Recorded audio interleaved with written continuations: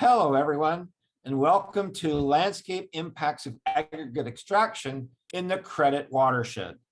Aggregate extraction is a big issue in Ontario with numerous and significant impacts across the landscape.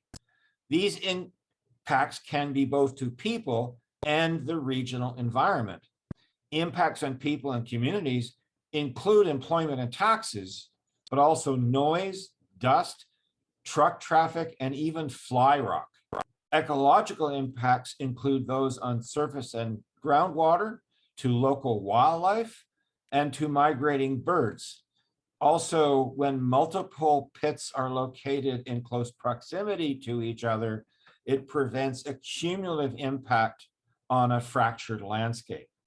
These impacts can be exacerbated under policies that favor urban sprawl, necessitating more aggregate extraction for highways and roads, and various other forms of sprawl-oriented infrastructure.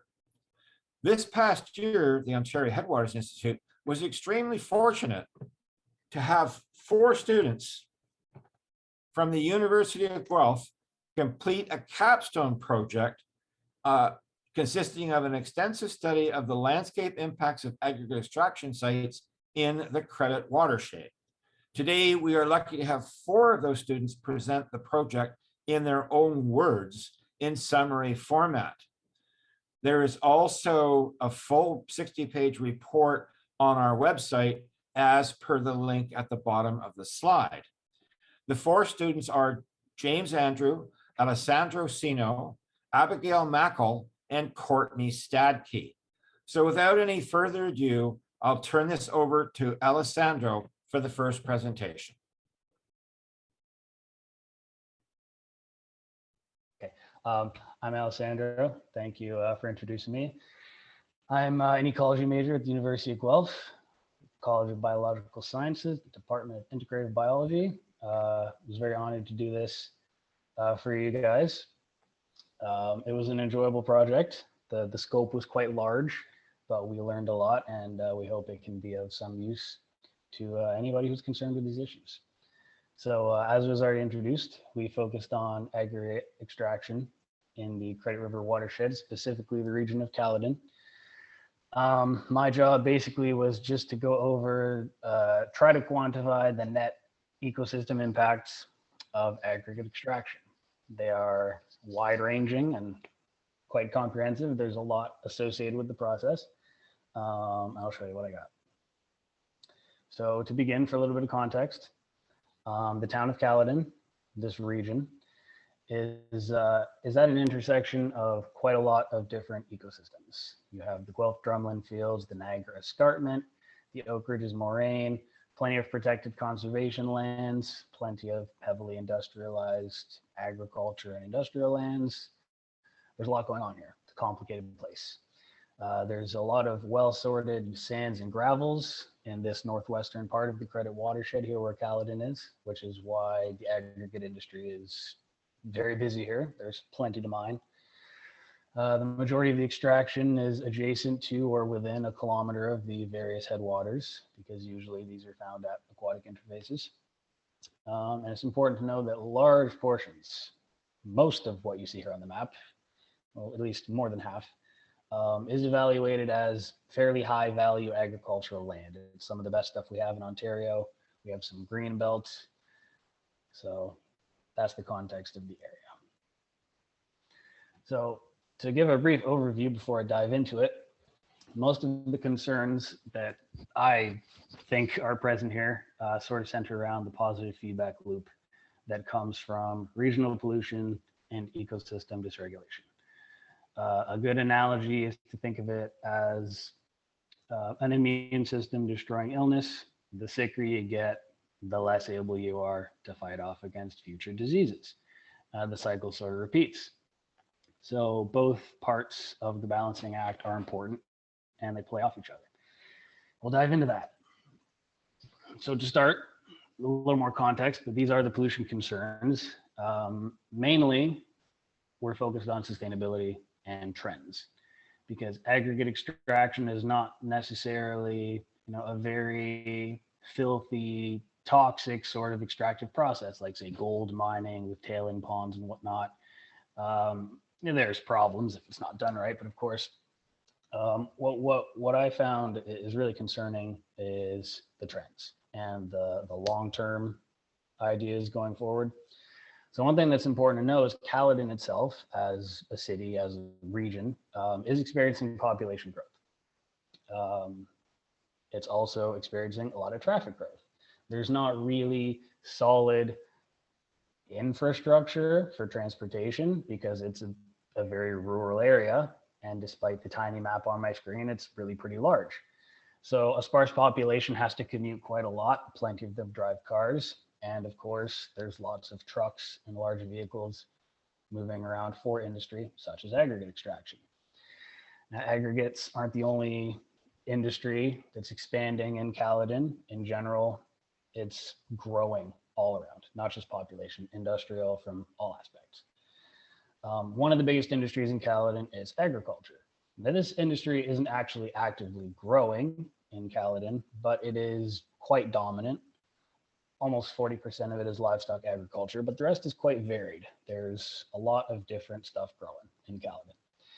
And with this obviously comes high nutrient inputs. You've got fertilizers, your nitrogen, potassium, and all that. It's persistent. As I mentioned before, many conservation authorities have deemed so much of this land as prime agricultural land. And the plan to them, the optimized plan, is to keep it that way. As opposed to certain politicians who may want to pave it with roads. It is deemed to be good for agriculture. And so we can expect at least that a lot of the dominant agriculture will remain that way. And of course, this comes with irrigation concerns and all the other resources that actually need to go into the agriculture aside from the nutrient inputs, which are important for ecology. So the last piece of context that isn't really specific to Caledon, but obviously is a huge factor, is that Ontario aggregate demand is growing. It's expected to stay pretty steady. As was mentioned, urban sprawl is not going anywhere. There's not really any alternatives to the good old concrete that we, build pretty much everything with. And the logistics of that, that's where we do wrap into Caledon a lot more. It's close to the GTA, and it is a good source of aggregates. So since it's nearby, the industry has proliferated there, and there's a lot of transport, a lot of mining. We know where it's going, the big cities. So this demand isn't going to go anywhere soon. That's the gist of that.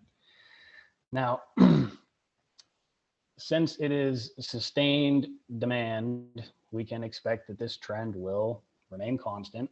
And this is where sustainability concerns start becoming present, because you start thinking, okay, how are we going to deal with this into the future if it dysregulates ecosystems? So let's start with the ecosystem dysregulation. Now, this might be a little confusing. Tried to summarize quite a bit of stuff down to a slide here. But basically, I and my group tried to quantify threats. I tried to delineate threats, I should say, in a sort of understandable way. So you have immediate effects that happen on site and around aggregate extraction.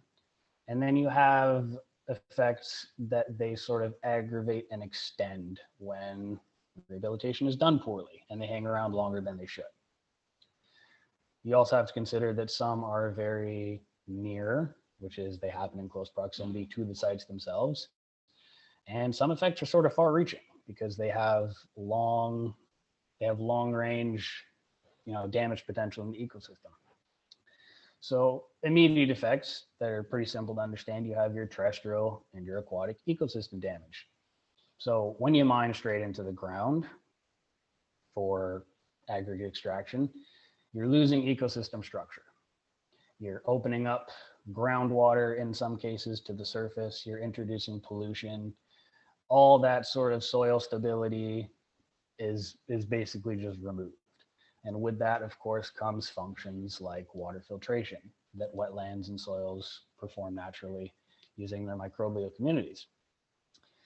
Aquatic ecosystem damage, while it can happen nearby at aquatic interfaces, it can be a little more long range because rivers flow and a lot of downstream effects can occur from something much further away. So you have loss of species, you have habitat loss, and this can disrupt food chains quite far away. If prey or resources that should wash down the river no longer can, if a river is dried up, or if a stream is redirected during an extraction process. Now, the more extended effects, like I said, are usually what happens when the rehabilitation just is not up to par. Well, our par, what we should consider maybe should be a new par. Number one is successional delay.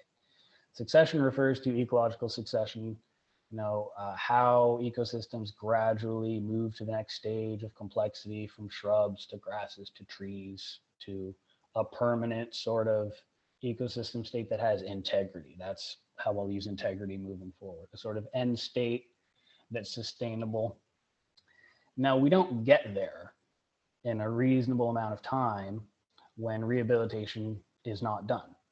It takes much longer than it should because we've basically stripped away the soil, and succession needs to restart from the beginning, which is, algae and stuff growing on bare rocks. It's a very long process, and that's not optimal. So in cases of poor rehabilitation, succession takes much longer than it needs to, and ecosystems suffer as a result. Now, aquatic contamination in the sort of extended sense is stuff like the integrity of the watershed as a whole into the future. Obviously, this drains into Lake Ontario.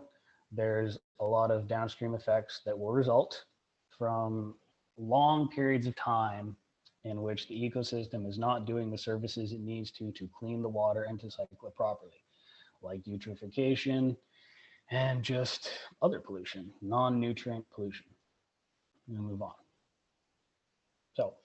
So here are some of the resulting vulnerabilities that sort of wrap back into pollution concerns. Water filtration capacity. Like I said, when you remove the soil's natural biotic communities, you remove the bacteria and the fungi that are very good at cleaning water.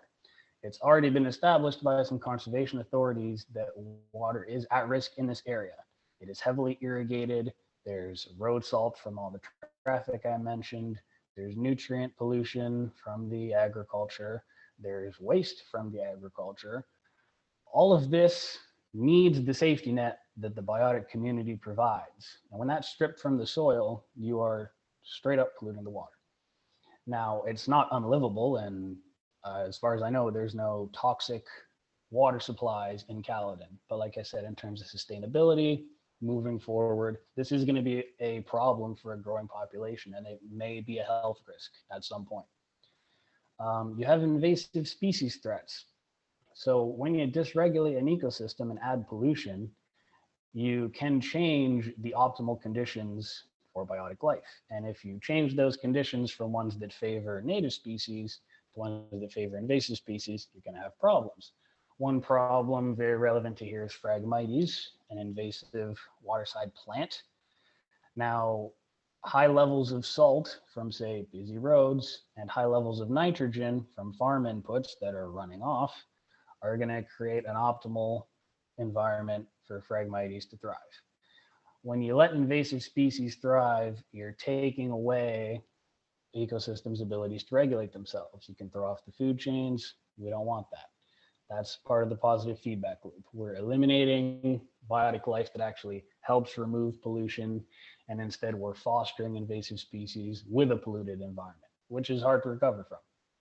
It's very hard to deal with Phragmites as it is across the province. And that's just one example. There's also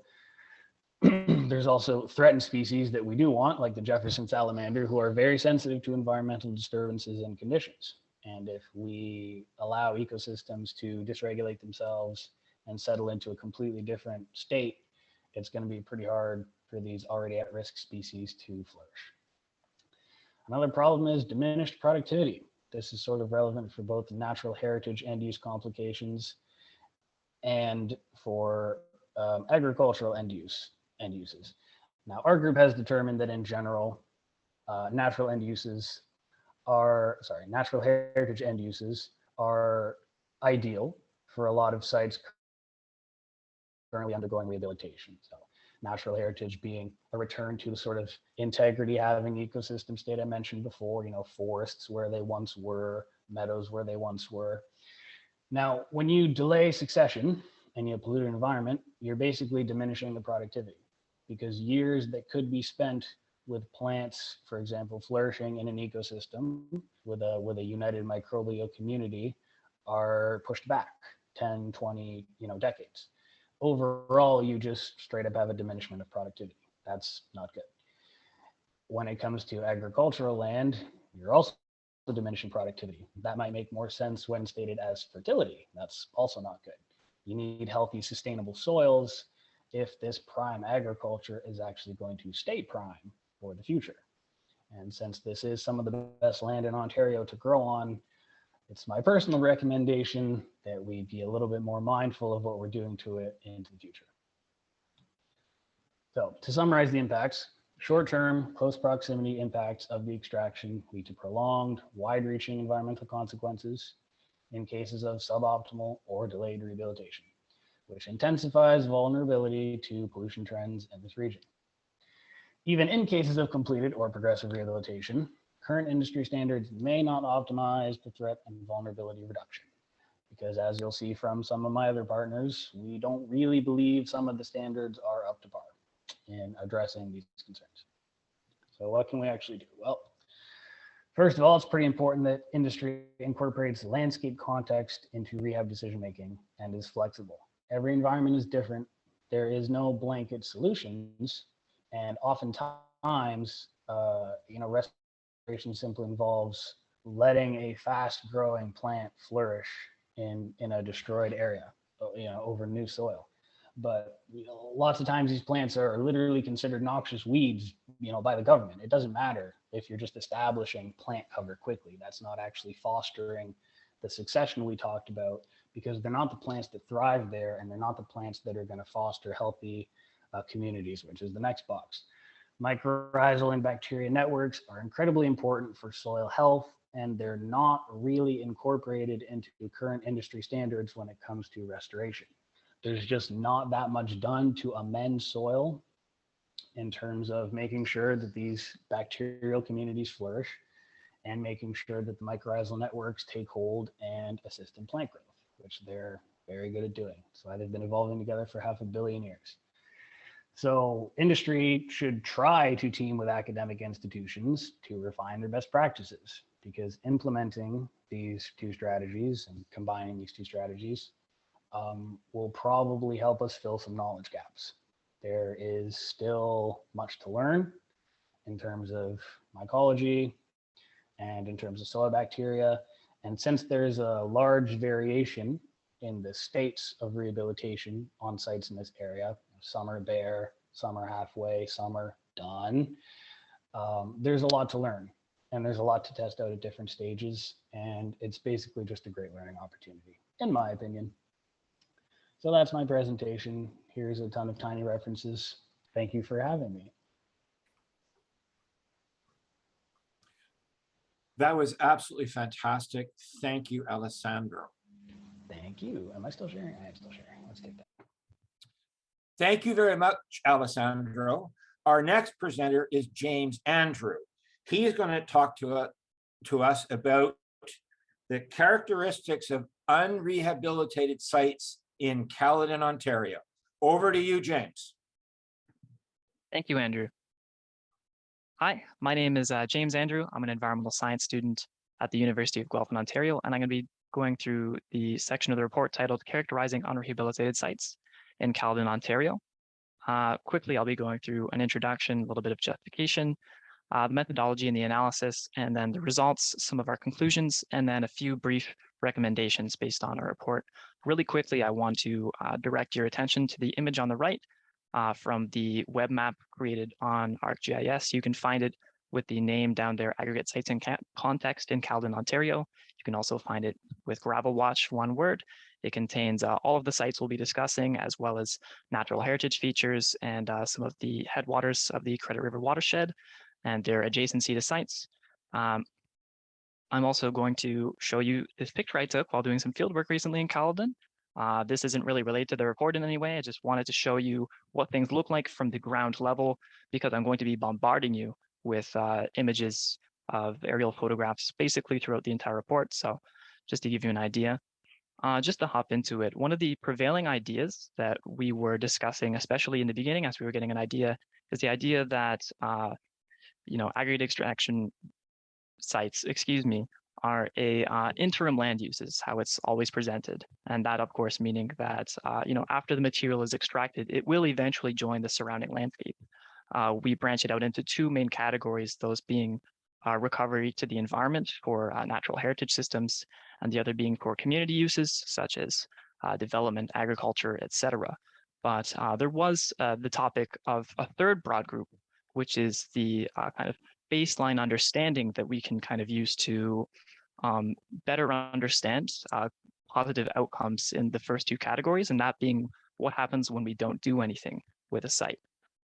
Fortunately, that happened thousands of times in our beautiful province of Ontario. The Pits and Quarries Control Act in 1971 was the first time that provincial legislation required rehabilitation legally. And so any of the sites with licenses predating that, if they chose not to renew the license with the new requirements, had many sites go essentially without rehabilitation of any kind in many cases. Those sites are now controlled by the Ontario Aggregate Resource Coalition, which is a sort of provincial industry mix-up body that is now responsible for making sure that those sites are now in acceptable condition, and they serve as the direct rehabilitation body for many of those legacy sites that now persist. But despite that, very little has been known about these sites for a long time. Recently, Land Information Ontario, which is kind of the geo-hub for all of the environmental data in the province, they released the locations in a point geodata set of these unrehabilitated pits, and quarries. But only the information of where it is itself, just a simple point on a map. And so we decided to get an idea for other rehabilitation outcomes, what these look like. We analyzed the size of the abandoned area, the progression of the natural rehabilitation, where final land use outcomes occur when applicable, and their adjacency to natural heritage features or significant headwater streams to see if there's a connection between positive environmental outcomes and those which are close to significant areas of natural importance. We did this primarily using aerial photography and profiles from the TOARC when they were open. I'll get into that in a bit, but primarily it came from aerial photography. We were looking for clear visual signs of vegetation precession and earthwork, that being slope, slumping, etc. We grouped them into these post-abandonment categories, that being sites where there's no rehabilitation. So it's an open scar on the ground, nothing has happened. We have instances of earthwork. It's been filled to grade, but vegetation is still lacking in precession in those categories. And then finally, we have a group of naturalizing pits and quarries. These are instances where it's clearly becoming, with the surrounding landscape, it's matching, or in many instances, there might not have been filled to grade, and now vegetation is slowly coming in that may put it into a new land use, such as a low-lying wetland. For non-naturalized uses and rehabilitation, we used this description. This is just an excerpt from the report. Everything I'm describing is in more detail in the report. I won't go over this in its entirety, but essentially we were looking for sites capable of supporting a level of biological productivity comparable to the surrounding landscape. And in instances where it was non-naturalized, we're looking for representative land uses of social or economic value. This is the raw data. I don't think I've shown this to everyone before, but you're welcome to go through, check the OGF IDs and see how I've characterized things from one side or another. I don't think anyone wants to look at this too long, but this is much nicer. We've seen this before. I want to note that, as I mentioned, we did take the size and went through some of the area that is rehabilitated and not rehabilitated that's on the report, as well as some cost determinations based on rehabilitation requirements. But I won't go into the detail here because we don't have any recommendations on that section. Instead, I'll be focusing more primarily on the TOARC Caledon map records. So the TOARC, as I mentioned, is responsible for these aggregate sites, making sure that they're at acceptable levels. And what happens is when they mark it as high priority and unrehabilitated, like I've mentioned, they'll come in and do work on it So they have 40 sites on record, whereas we only had 38 sites in the Land Information Ontario dataset. There are 33 closed records in the TORC files. A closed record is an instance in which they will not be doing any further work on the site.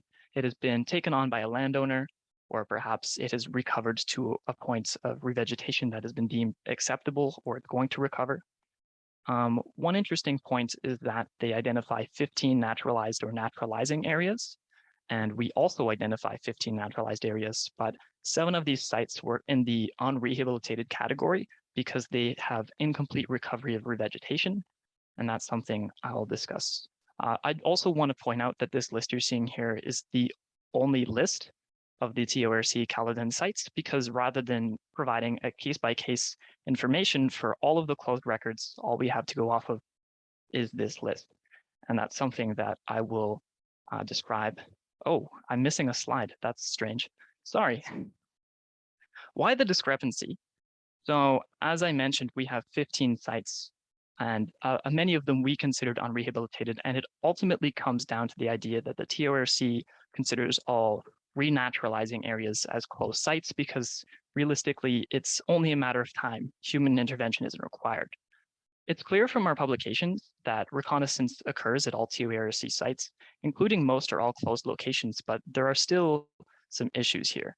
Because site conditions are provided on a regional scale rather than disclosing the location and condition of individual sites, essentially none of this information is available to the public. Furthermore, little information about the process of site reconnaissance, they do visit these locations, is clearly communicated, and there are likely specific requirements for why a site is grouped into the specific categories there are, such as what constitutes regenerating or naturalizing communities. But there's no transparency into this process. Given the role of TORC as the province's active branch for site recovery, a well-defined process regarding record closure should be publicly available for the reference of researchers and concerned citizens. Because it's unclear if impacts like untreated soils and fill, as I've previously mentioned, which are a very relevant issue at the moment, are taken into consideration when they close these sites, because we don't know if they continue to visit them following closure. For this reason, they have 2 recommendations that we've laid out in the report. These are the primary ones. There are a few smaller details which are given in discussion. Public reporting of the TORC closed record locations, that is on an individual case-by-case basis so that we know where they are, what they believe that they look like. We can compare them to records such as what I've done, as well as a well-documented process or visitation requirement for their closure so that the process is more openly communicated and clear to concerned citizens. Thank you, James. That was very thorough. And I remind everybody watching that the full report is up on the Ontario Headwaters Institute website. The next presenter is Courtney Stadke from the amazing group of 4 students from the University of Guelph. Courtney is going to discuss option 1 of land uses for post-extraction sites.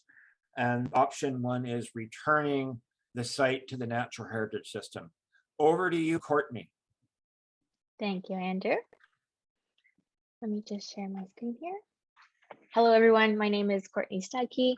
I am an environmental sciences student at the University of Guelph in Ontario, and I will be talking about the option 1 for final land use designation, which would be returning things to the natural heritage systems. So first off, our area that we chose was the town of Caledon for the study. There are 11 protected areas within the region, of which are in 2 conservation authorities, the Credit Valley Conservation and the Toronto Region Conservation Authority. Of these 2 conservation authorities, there consists 3 natural heritage systems, the Greenbelt, Niagara Escarpment, and Oak Ridges Moraine. To start off, what is a natural heritage feature? There are many definitions, but the most concise definition was that it is a system made up of significant habitat features and their linkages that connect and support natural processes that are necessary to maintain biological, geological diversity, ecosystem function and services, and viable populations of native species. Some of the benefits of natural heritage systems include the following. They provide opportunities for sound landscape planning and enhancement of existing systems, provide opportunities to prioritize protection, land securement, restoration, and stewardship. For wildlife, they help build resilience to stressors, and they also maintain biodiversity, ecosystem function, and ecosystem services.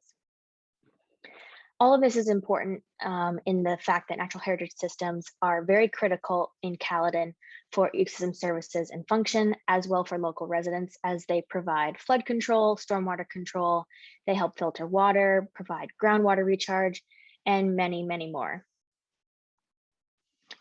Now, the importance of natural heritage systems to wildlife is that they act as corridors and linkages that help these species with movement and migration. Without these, the species will find alternate routes, which can be a high risk of human populations, as they will be going onto roadways to find new pathways, and that can lead to increased mortality rates. Some of the primary concerns within the region of Caledon that relate to natural heritage systems are that there is a major decline in wildlife species with specialized habitat requirements. These species include both ground nesting birds and specifically many species at risk. They also currently are not meeting environmental natural heritage system guidelines for terms of rehabilitation of aggregate sites as well, which can be a major concern for watersheds of the region, as they are becoming deficient in the amount of natural cover that is required at minimum to maintain biodiversity, ecosystem integrity, and long-term ecosystem benefits as well. The overall goals of the report, which are discussed further in detail for natural heritage systems and this option, are to A, increase natural cover, B, increase species at risk habitat, and C, increase significant wildlife habitat. These three goals are kept in mind in the fact that natural features should be maintained, restored, and wherever possible, improved. That is the main ideology. The idealized process that is broken down within the report is of the following, with the two final land uses being natural heritage systems and alternate land uses, with the primary focus in natural heritage systems. The areas of enhancement would have the following characteristics. It would be lands that have been restored or have potential to be restored to a natural state, areas that support hydrological function, working landscapes that enable ecological functions to continue as well. These are enhancement types that we would want in areas. This brings in the idea of the greenway concept, which is one of the main concepts leading these goals as well. Now, this concept is a systems-based approach to biodiversity conservation, in which it aims to establish an interconnected web of core natural areas and corridors within the urbanized development areas, so that we can have the best of both worlds. Humans won't be impacted and species won't be impacted as well. The greenway planning also adds maintaining, enhancing, and restoring landscapes to their goals as well.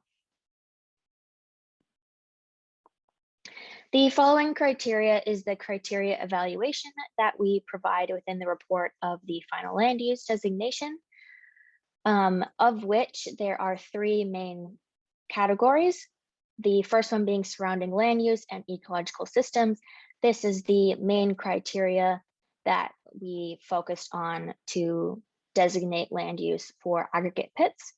The secondary is proximity to species at risk and significant environmental communities, so those significant habitats that are important. And finally, the topography and geology of the area.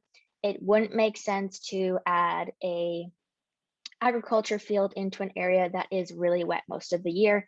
It would make the most sense to create a wetland. Now, this finally leads to some recommendations that were created. Most of them are related to planning and policy. However, there are some more site specifics.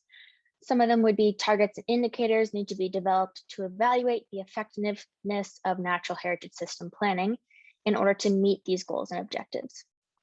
Also, to review and update natural heritage system planning on a regular basis. And the natural heritage system planning should also be updated when official plans are updated as well for different communities.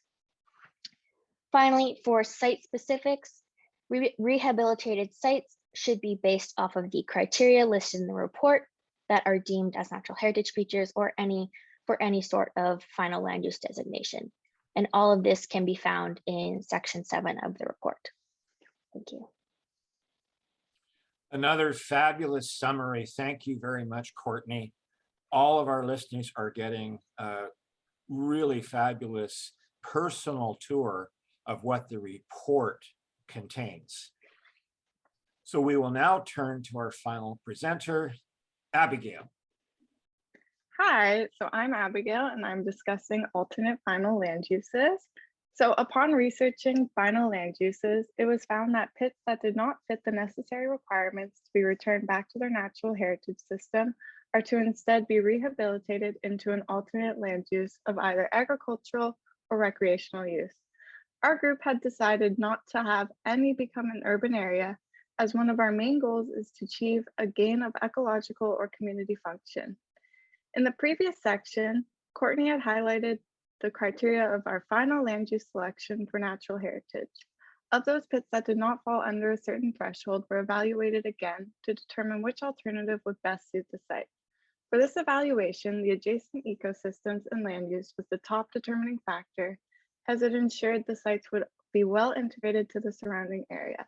In fact, provincial standards highly recommend creating a continuous productive land base, especially for agriculture. The town of Caledon is located on prime agricultural land and will benefit from the addition of more by enhancing the geographic continuity and the valuable resources they provide.